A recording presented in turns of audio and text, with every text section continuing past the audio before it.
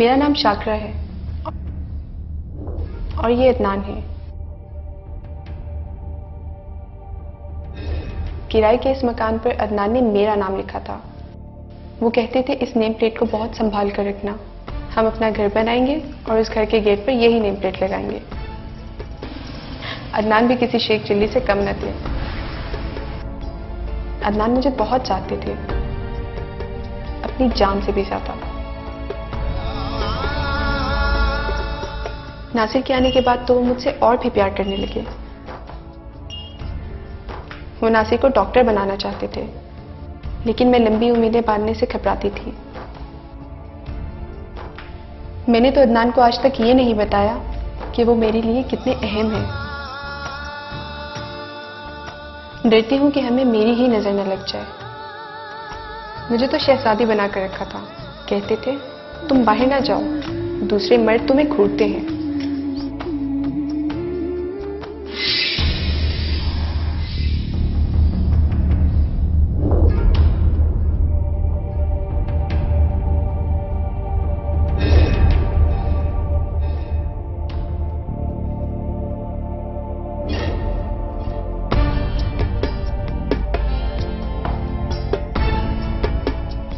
कितनी अजीब बात है कि जिस मंजर से हम डरते हैं उस मंजर का सामना हमें जरूर करना पड़ता है।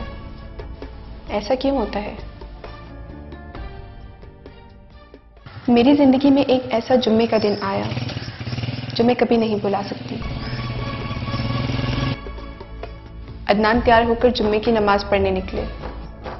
उस वक्त मैं भी मुसलमान थी, जाए नमाज पर इबादत कर रही थी और अचानक हमारी दुनिया ही बदल गई।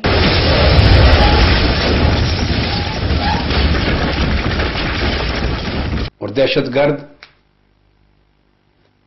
आए दिन सैकड़ों हजारों मासूम जानों का बेदर्दाना कत्ल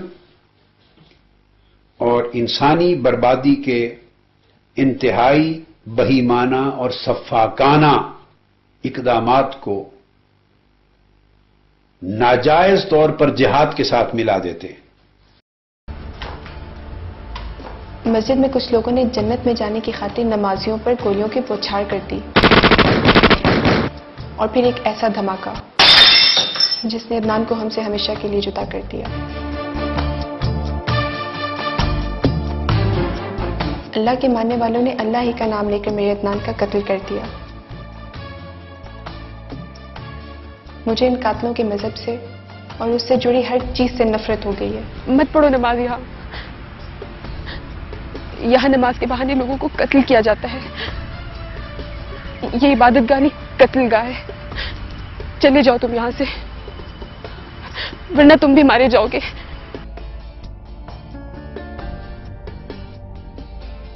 पहले मैंने सोचा कि सब कुछ खत्म कर दूं, लेकिन इस मासूम जान को कैसे मार दूं?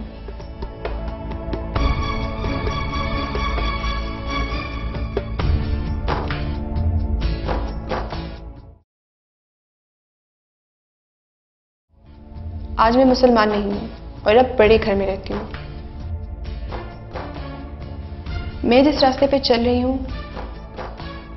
इससे अदनान बिल्कुल भी खुश नहीं होंगे। नासिर भी मुझसे खुश नहीं है।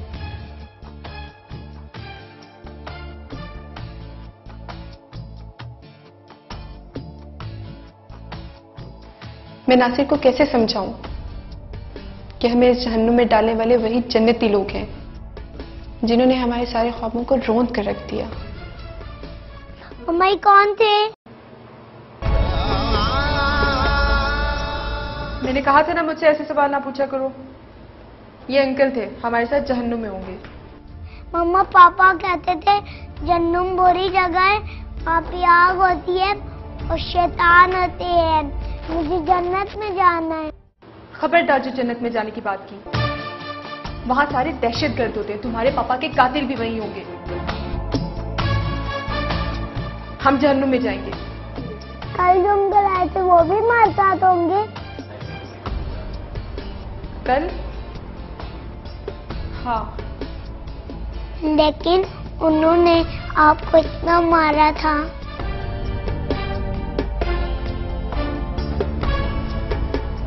तुम्हें कैसे पता चला? तुम देख रहे थे?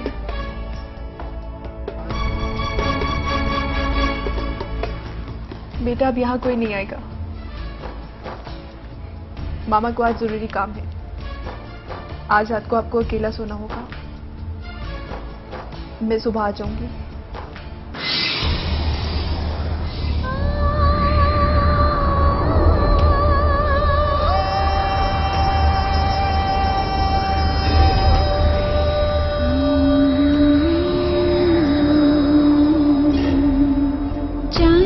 मुझको जलाती है, क्या क्या रूप दिखाती है।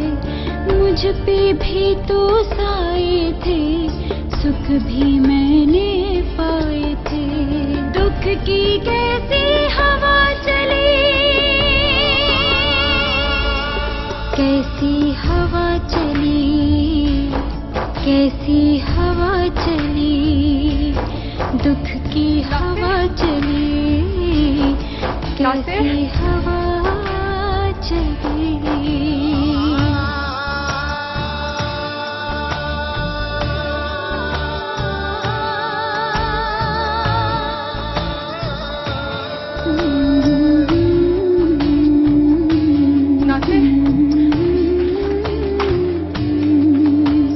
खुशियाँ जब भी आना चाहे, छू कर मुझको सब छुप जाएं।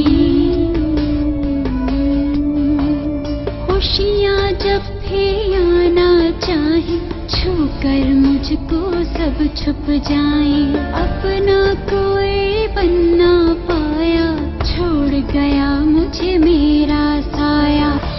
ये मुझे बाहर सड़क पर घूमता हुआ मिला। मैं इसे फौरन ही पहचान गई और अपने घर ले गई। बहुत शुक्रिया। मेरा नाम कनीज फातिमा है और मैं सामने वाले घर में रहती हूँ। ये अकेला इस घर में घबराता है। अगर आपको कहीं बाहर जाना हो तो आप इसे मेरे पास छोड़ के जा सकती हैं। मम्मा मम्मा, आंटी ने मुझे बहुत सारी कहानियाँ सुनाई। पापा की तरह कुरान शरीफ है। ये आपने ठीक नहीं किया। हम मुसलमान नहीं हैं। जाओ बेटा, रखिए। आप आइंदा इसे अपने घर ले जाने की जहमत ना लें तो बेहतर होगा। हम मुसलमानों के यहाँ का पानी भी पीना पसंद नहीं करते।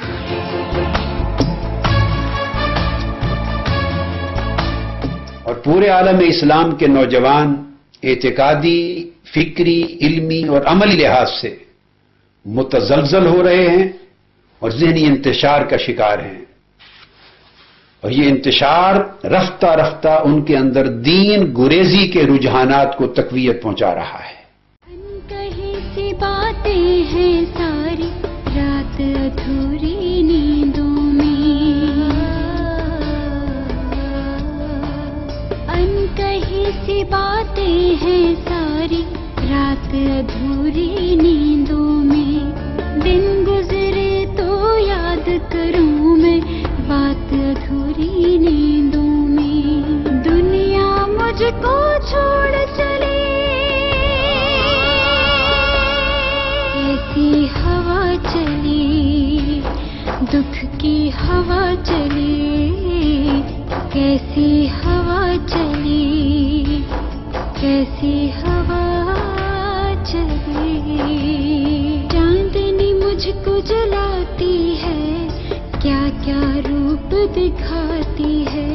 मुझ पे भी तो साए थे, सुख भी मैंने पाए थे। दुख की कैदी हवा